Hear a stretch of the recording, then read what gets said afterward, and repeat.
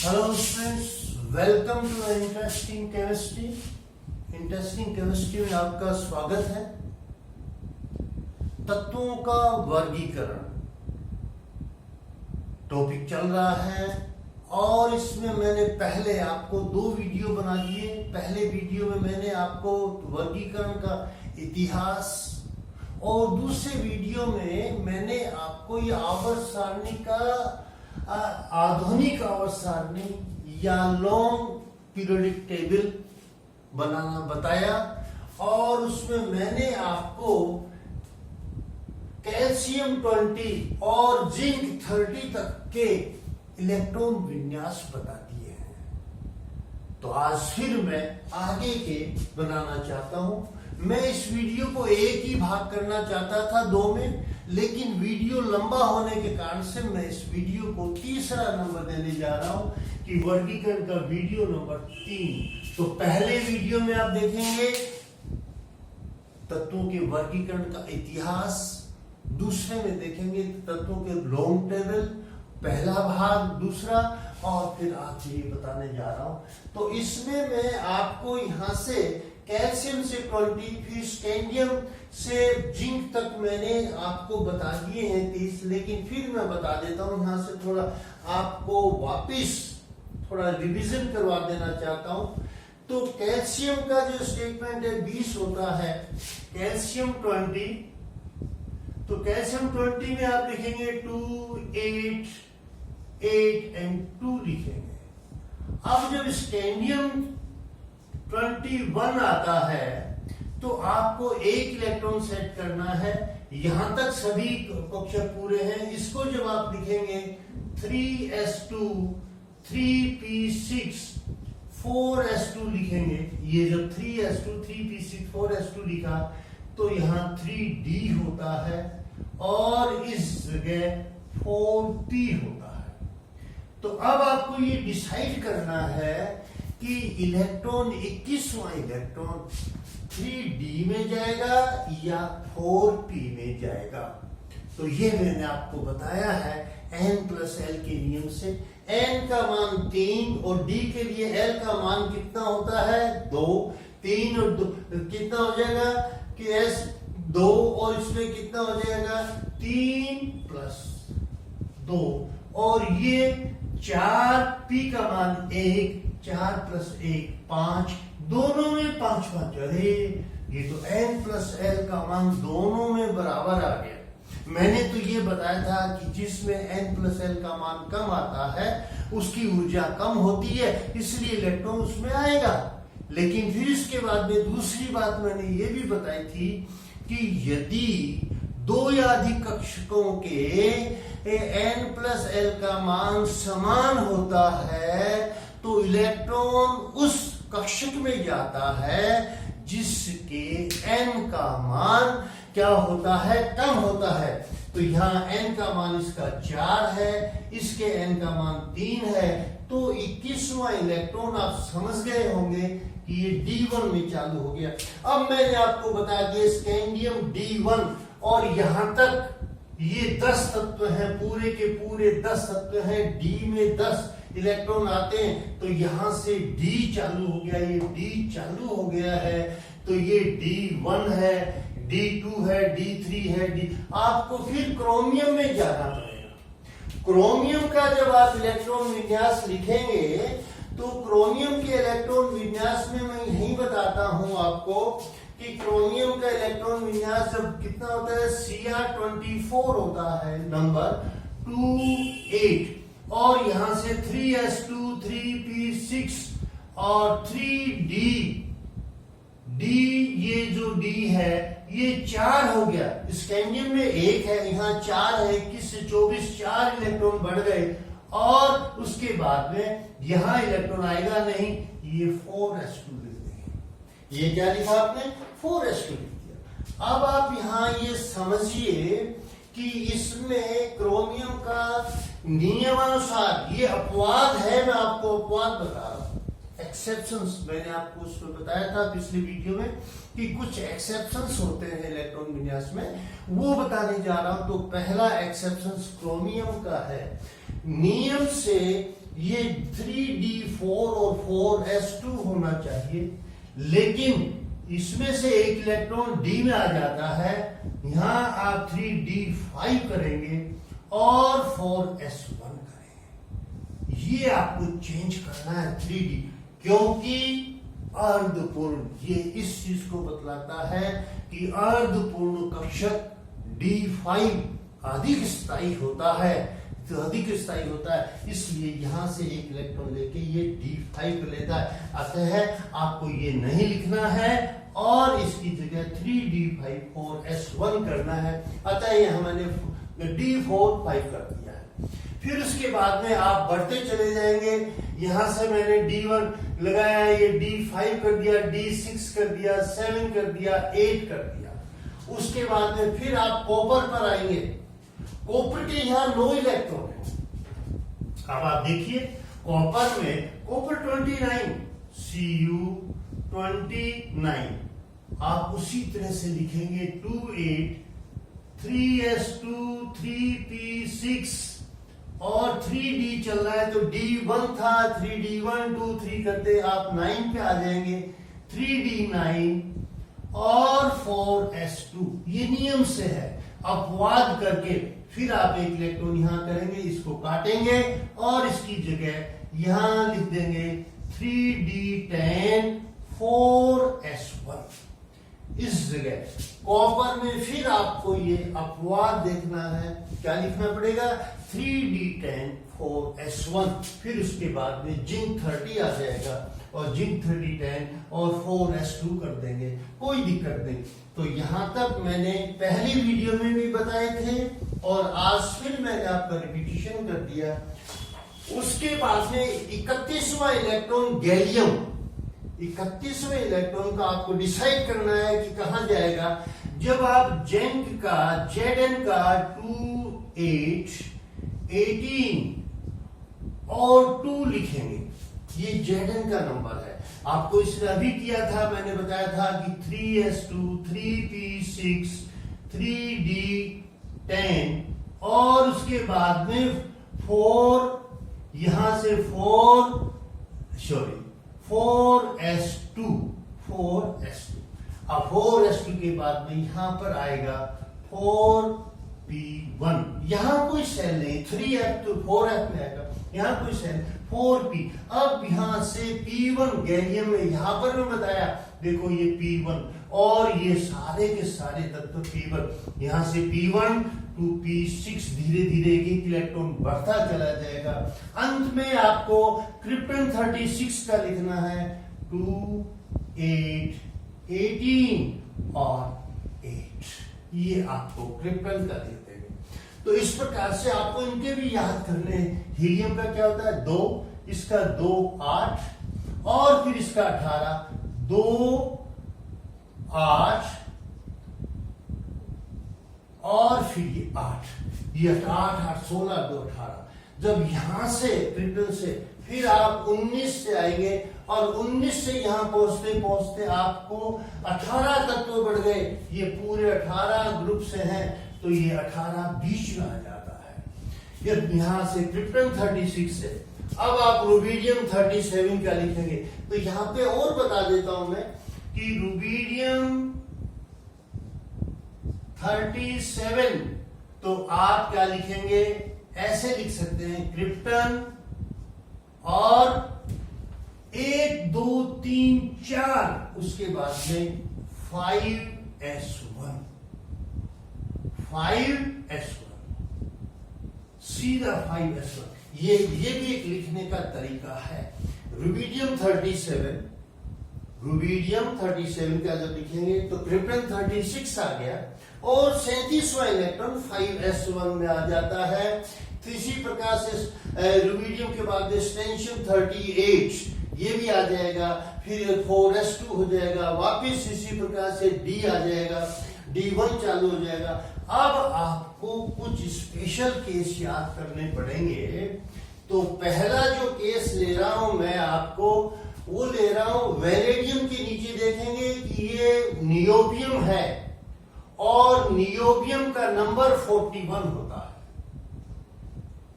Niobium का number 41, ये भी एक्सेप्शनल है, अपवाद में आएगा आपको। तो एक्सेप्शनल नियोबियम 41, इसका जब इलेक्ट्रॉन विन्यास यहां से जो आपने मैंने बताया था कि 2, 8, 18 और उसके बाद में 8, 5s1, यहां से आपको 5s1 कर दिया और 5s2 कर दिया, यहां तक बता दिया मैंने स्ट्रॉन्शियम का। ये अभी तक टोटल 38 इलेक्ट्रॉन्स है, 18, 8, 26, 2 36 और 2 38 इलेक्ट्रॉन। अब अगर नियोबियम में आप जब चलेंगे एटीएम और इसमें, तो यहां पर आपको इतना तो कंप्लीट करना है, इसको लिखना है 4s2। ये मैं कैसे पता लगा रहा हूं, 1, 2, 3 और ये 4th सेल चालू होगी 4s2, 4p6 और ये 5s2। तो यहां पर अब 4d चालू हो गई होगी और 4d चालू होने से यहां पर ये 41वां इलेक्ट्रॉन है, तो ये d1, 2, 3 यानी कि d3 होना चाहिए। नियोबियम में 2, 8, 18 और उसके बाद में 4s2, 4p6 और 4d1 होना चाहिए, लेकिन ऐसा नहीं होता, ये 4d3 नहीं होते और इनकी जगह आपको 4d4, यहां 4d4 करना पड़ेगा और 5s2 की जगह 5s1 करना पड़ेगा। ये ध्यान रखना, नियोबियम में 41 वाले में वो नियम से हमारा 4d3 होता है, ये 5s2 होता है, लेकिन हमें मिलेगा क्या, 4d4 और 4s1 होता है। इसके गुणों के आधार पर, इसके तत्वों के जो यौगिक बनते हैं उनके आधार पर इसका इलेक्ट्रॉन विन्यास, इस आधार पर इसका इलेक्ट्रॉन विन्यास ये होता है। अतः आपको यही एक्सेप्शन याद करना है। उसके बाद में आपको चलना है मोलिब्डेनम पे।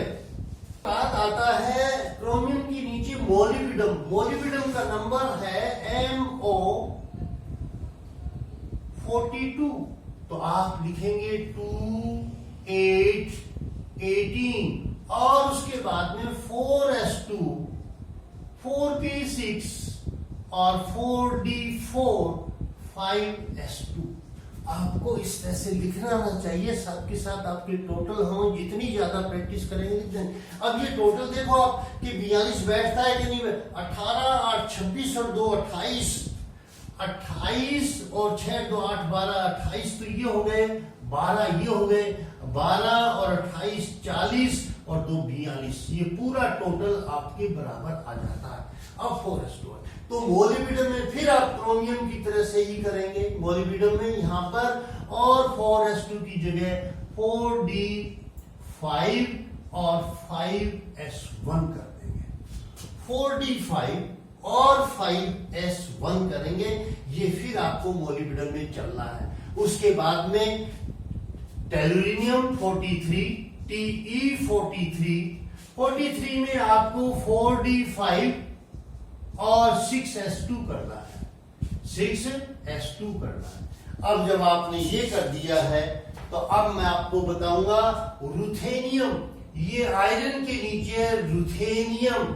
रुथेनियम में आपको जो लिखना है Ru, रुथेनियम, ये है रुथेनियम 44 नंबर और इसको लिखेंगे 2, 8, 18 और उसके बाद में 4s2, 4p6 और 4d, d कितने हो जाएंगे, यहां पर 6 हो जाएंगे और 5s2 हो जाएगा, 5s2। लेकिन आपको फिर वापिस यहां पर क्या करना पड़ेगा, एक नंबर यहां ला करके 4d7 और 5s1 करना है। तो रुथेनियम में भी आपको चेंज करना है। इसी प्रकार से रोहडियम RH 45 में आपको 4d7 और 5s2 करना है। 4D, इसको नहीं 4D 1 और इसको 8 करना है, ये आपका रहोडियम हो जाएगा। उसके बाद में पैलेडियम आता है। पैलेडियम में फिर आपको ये एक्सेप्शंस है, 46 पैलेडियम, 46 पैलेडियम आपको एज इट इज लिखना है और ये 4D10 हो जाएगा। स्पेशल आप 5s0 करेंगे, 5s0 ये स्पेशल है पैलेडियम का, 49 पे आपकी आ जाएगा। और उसके बाद में सिल्वर में आप क्या करेंगे, Ag 46 के बाद में 47 आएगा, एज इट इज लिखेंगे 4D10 और 5s1, 4D10 और 5s1 ये दिलूगा। उसके बाद में कैडियम का 42 और इस प्रकार से यहां से ये कैडियम का 4s2 हो जाएगा, सॉरी इसको यहां रखो, कैडमियम 4s2 हो जाता है, कैडमियम का 448 का 4D10 और 4s2 हो जाएगा। अब आपको आगे बढ़ना है। कैडमियम का जब आपने लिख दिया, कैडमियम का क्या हो जाएगा, कैडमियम CD और CD48 लिखना है, तो आपको करना है 2 8 18 तो आ गया।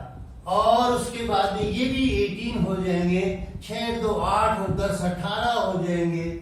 और उसके बाद में 5s2 आ जाएगा और 5p1 हो जाएगा।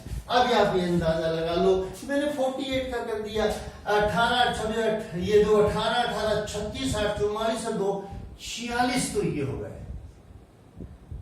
18 8 26 18 36 और 10 46। 5s2 48, 5s2 का हो जाएगा 5s2 3 ही हो जाए प्लस 49। तो आप ये यहां पर ये कैडमियम का 48 लिखा मैंने, 46 प्लस कैडमियम 18 36 और 10 46 और 2 48। अब उसके बाद में आपको लिखना है इंडियम का, इंडियम IN 49 और उसके बाद में एज इट इज लिखेंगे 5s2 और 5p1। अब ये p1 चालू हो गया आपका और ये p1 जीनोम तक आ जाएंगे और जीनोम का लिखेंगे 2 8 18 दो बार लिखेंगे 18 और फिर यहाँ 8 आ जाएगा। अब यहाँ 8 आ गया।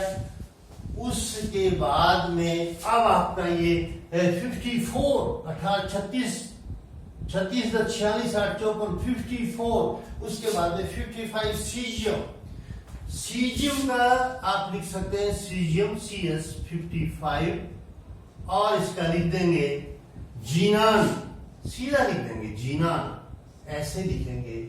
और उसके बाद में 5 ये क्या है 6 पीरियड है, S1 है तो 6s1 कर देंगे, 6s1। ये आ गया बेरियम BA 56 और ये 6s2 हो जाएगा। जीनोम का लिखा इस तरह से और 6s2 आ गया। अब उसके बाद में जब 57 आता है, अब आप यहां से देखिए 57 का बताता हूं मैं, ये इंपॉर्टेंट है। फिर 57 और 57 ये क्या है, लेंथेनम है LA, लेंथेनम 57। इसका आपको ध्यान रखना है, इंपॉर्टेंट है, पूछा जाता है। तो ये जो सीजियम का लिखना है, तो सीजियम का आपको मैं उसी प्रकार से बताता हूं 2 8 18 यहां तक सब कंप्लीट है। और यहां से आप लगाएंगे ये 18 4s2 4p6 4d10 ये 18 आ गए और 5s2 और 5p6 ये आ गया। ये 56 है अभी तक ये जो टोटल है वो मैंने 50 से 18, 8 26 तो 28, 28 और 18 ये हो गया यहां तक। इतना जो टोटल मैंने लिखा है ये कितने का, 54 का। और उसके बाद में यहां और मैंने 6s2, ये 6s2 का और कर देंगे, ये 6s2, ऐसा आपको ध्यान रखना है, 6s2। अब मैंने ये 56 का लिख दिया मैंने, अभी तक किसका लिखा है। अब मुझे डिसाइड करना है कि 57वां इलेक्ट्रॉन कहां जाएगा। तो 57वें इलेक्ट्रॉन के लिए यहां 4f1 पड़ा, 4f पड़ा, ध्यान दें आप इस बात को। और यहां पर 5d 5p है तो यहां पर 5d है, 6s2 है तो यहां पर 6p है। यहां हमारे पास में 3 कक्षक ऐसे हैं जो खाली पड़े हैं। 6s के बाद 6p है, 5 और 5p है तो 5d है, और ये 4f है। तीनों के n प्लस l का मान निकालो। 4 प्लस 3 7, 5 प्लस 2 7, 6 प्लस 1 7। तीनों के n प्लस l का मान बराबर है, तो n का मान किसका कम है, n का मान 4f का कम है। तो ये 57वां इलेक्ट्रॉन, अब आप ध्यान दें मैं क्या कह रहा हूं, ये 57वां इलेक्ट्रॉन नियम से, n प्लस l के नियम से, कक्षकों की ऊर्जा के कारण से निम्न ऊर्जा पहले भरना, उच्च ऊर्जा अधिक, ये n प्लस l का नियम से आप ऊर्जा का निर्धारण कर रहे हैं। तो निर्धारण से आपको पता लगा है कि ये 57वां इलेक्ट्रॉन 4f1 होना चाहिए, लेकिन ऐसा नहीं होता। 4f में इलेक्ट्रॉन नहीं जाएगा। नोट करो मैं क्या कह रहा हूं, 4f में इलेक्ट्रॉन नहीं जाएगा, और ये 5d में जाएगा, यहां इलेक्ट्रॉन जाएगा।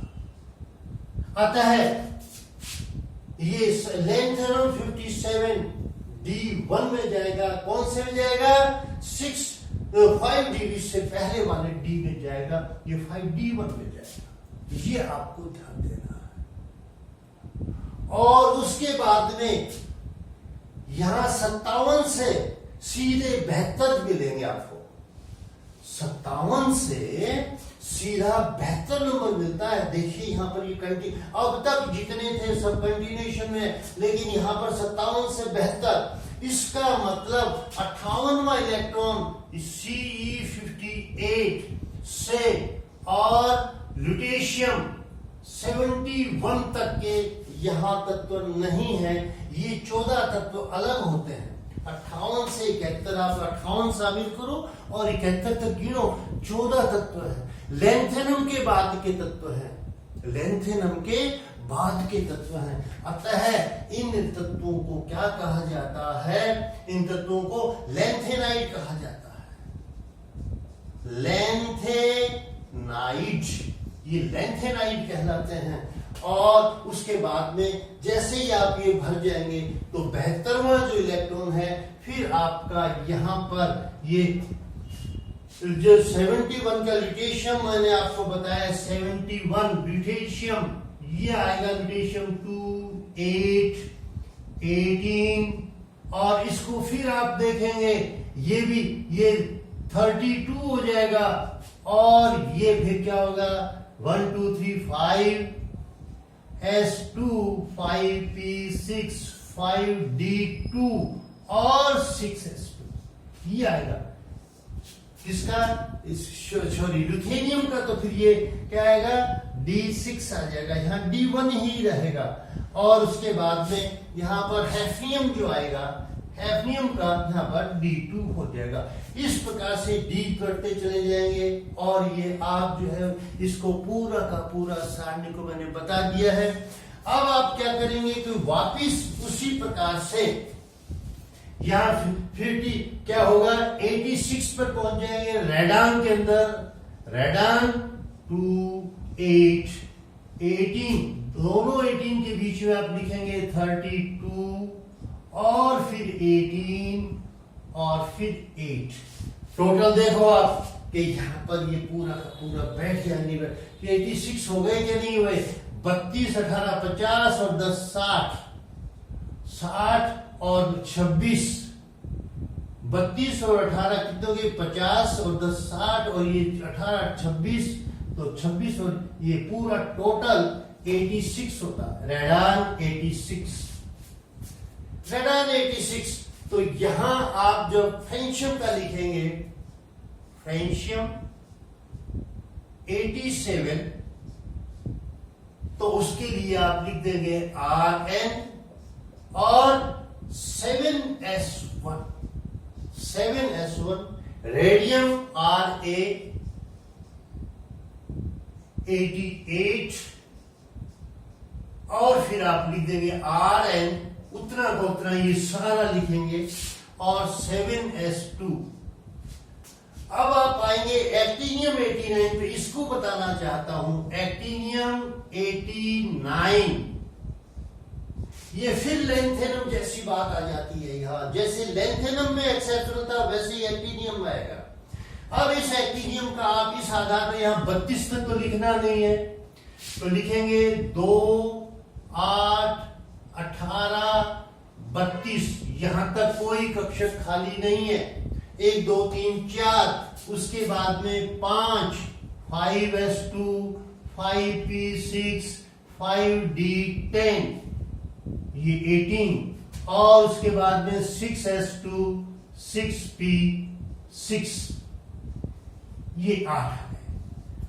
अभी तक मैंने जो इलेक्ट्रॉन लिखे हैं और उसके बाद में ये 7s2 और यहां पर आपको लिखना है 7s2।